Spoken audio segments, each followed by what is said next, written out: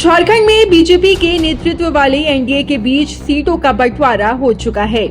Seat बंटवारे के तहत बीजेपी झारखंड की 68 सीटों पर चुनाव लड़ेगी। वहीं आजसू 10, जदयू 2 और एलजेपी 1 सीट पर चुनाव लड़ेगी। झारखंड बीजेपी के सह प्रभारी और असम के मुख्यमंत्री हिमंता बिस्वा शर्मा ने ये जानकारी दी है। झारखंड बीजेपी चुनाव प्रभारी और केंद्रीय कृषि मंत्री शिवराज सिंह चौहान ने कहा कि बीजेपी, जदयू, आजसू और एलजेपी एक साथ मिलकर झारखंड विधानसभा चुनाव लड़ेगी। पार्टियों के बीच सीटों का बंटवारा हो चुका है और जल्द ही उम्मीदवारों का भी ऐलान कर दिया जाएगा। झारखंड में सीट शेयरिंग को लेकर बीजेपी की सहयोगी पार्टी आजसू और जदयू में बवाल चल रहा था, लेकिन सीट शेयरिंग की घोषणा के बाद सभी विवाद खत्म हो गया। इसे लेकर मान मुनावल का दौर भी जारी रहा। वहीं आज सीट शेयरिंग से पहले हिमंता बिस्वा शर्मा ने सुदेश महतो के आवास में जाकर चर्चा भी की। इधर जदयू भी सीट शेयरिंग को लेकर नाराज चल रहा था, लेकिन काफी गहन मंथन के बाद ये विवाद भी खत्म हो गया। झारखंड में हमारा जो एनडीए है उनका एक प्रमुख घटक दल है आजसू पार्टी, जनता दल यू, लोक जनशक्ति पार्टी। और उस दृष्टिकोण से ये चुनाव हम लोग बीजेपी और ये तीनों पार्टी मिलकर लड़ना चाहूंगा। सीट का चर्चा चल रहा है, आगे भी कुछ चर्चा चलेगा। ऐसा नहीं है कि आज मैं जो बताने जा रहा हूँ वही एकदम फाइनल है। कभी कभी परिस्थितियों को देखते हुए नामांकन का समय अभी भी है, कुछ सामान्य परिवर्तन इधर उधर हो भी सकता है और होना भी कभी स्वाभाविक होते हैं। लेकिन जो फिलहाल जहां तक हम पहुंचा हूं वहां तक का बात मैं आप लोगों का सामने रखना चाहता हूं।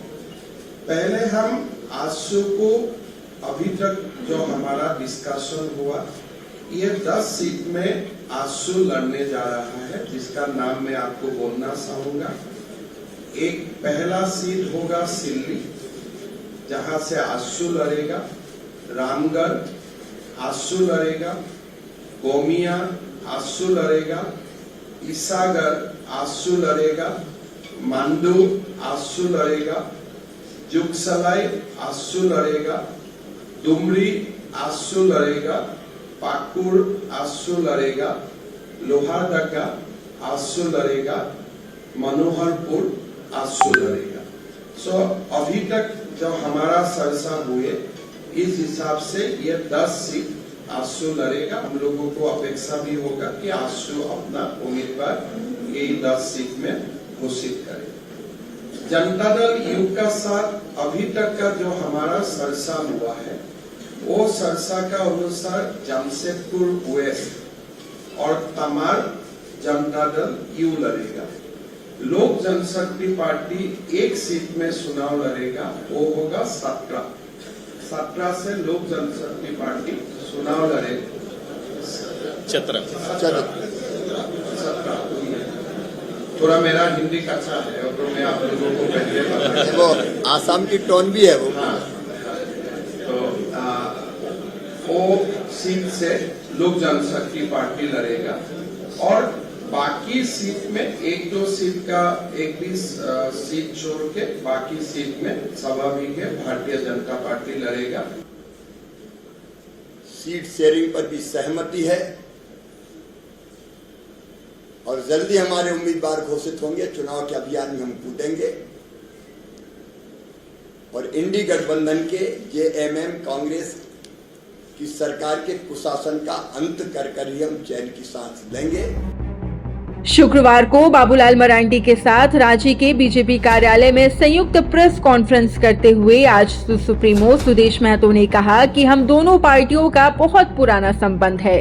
झारखंड की जनता हम लोगों को एक साथ देखना चाहती है। राज्य के विकास के लिए और जनता के हित में हमने गठबंधन करने का फैसला किया है। सुदेश महतो ने कहा है कि वर्तमान सरकार के कुशासन से झारखंड का हर वर्ग प्रभावित है। हम यहाँ दलीय समीकरण के रूप में जरूर बैठे हैं, दूसरी ओर गांव देहात में धरातल पर जनता का समीकरण भी तैयार हो रहा है। उन्होंने कहा कि वर्तमान सरकार के मुखिया ने जो कारनामे किए हैं उसकी चर्चा देश दुनिया में हो रही है। राज्य की कमोबेश भावना यही है कि दोनों दलों को साथ में देखना चाहती है और जब दोनों दल साथ में होते हैं तो राज्य और राज्य की जनता के अनुकूल, भावना के अनुकूल परिणाम भी आते हैं। वर्तमान परिस्थिति राज्य की जो बनी हुई है, वर्तमान नेतृत्व जिन्होंने 2019 में इस राज्य का कमान संभाला, मुझे लगता है कि कोई भी वर्ग इस कुशासन से अछूता ना होगा। हर कोई तकलीफ में है और हर कोई इस तकलीफ से निजात चाहता है, वो कोई भी वर्ग होगा। आज उसी को लेकर एक दलीय समीकरण के रूप में हम जरूर यहाँ पर खड़े हैं, लेकिन इससे पहले जनता का समीकरण भी गांव घर में तैयार हो रहा है। लोग चाहते हैं कि एक कल्याणकारी सरकार का गठन हो, चूंकि सरकार गठन होना और कल्याणकारी सरकारें चलेंगी, इस कंसेप्ट को ही इन्होंने बदल कर रख दिया है। अब एनडीए गठबंधन ये चाहेगी कि हम सब इस प्रदेश में इस तकलीफ से जनता को हमें निकालना, क्योंकि एक तो मां बहनों को सुरक्षा की हमें गारंटी देना, मां बहनों को सशक्तिकरण करना, ये बेहद जरूरी है। उसके बिना हम विकास की कोई कल्पना ही नहीं कर सकते। दूसरा, जो नौजवान यहाँ बिल्कुल इन 5 वर्षों में जैसे ठगे गए, उनके सामने लंबी चौड़ी घोषणाएं की गई थी, लेकिन एक भी कोई घोषणाओं की उन्होंने पूरी नहीं की सरकार। आप सबको याद होगा उन्होंने 5 लाख नौकरी देने की भी बात की थी, और इतना तक कि जो व्यक्ति अपने पिताजी का जो कसम खाए थे कि हम शिबू सोरेन के बेटा है, अगर काम नहीं करेंगे, नौकरी नहीं मिलेगी 5 लाख तो हम संन्यास लेंगे, और पिताजी का कसम खाने के बाद अगर व्यक्ति पूरा नहीं करता है तो उसके ऊपर अब जनता कितना भरोसा करेगी, नौजवान कितना भरोसा करेगी। वहीं गुरुवार को ईचागढ़ सीट को लेकर कार्यकर्ताओं ने बीजेपी कार्यालय में बवाल काटा था और इस बीजेपी प्रत्याशी को ही सीट देने की मांग की थी। कार्यकर्ताओं को मनाने का दौर भी चला, इसके बावजूद बीजेपी ने ये सीट आजसू के खाते में डाल दी। 99 न्यूज के लिए ब्यूरो रिपोर्ट, रांची।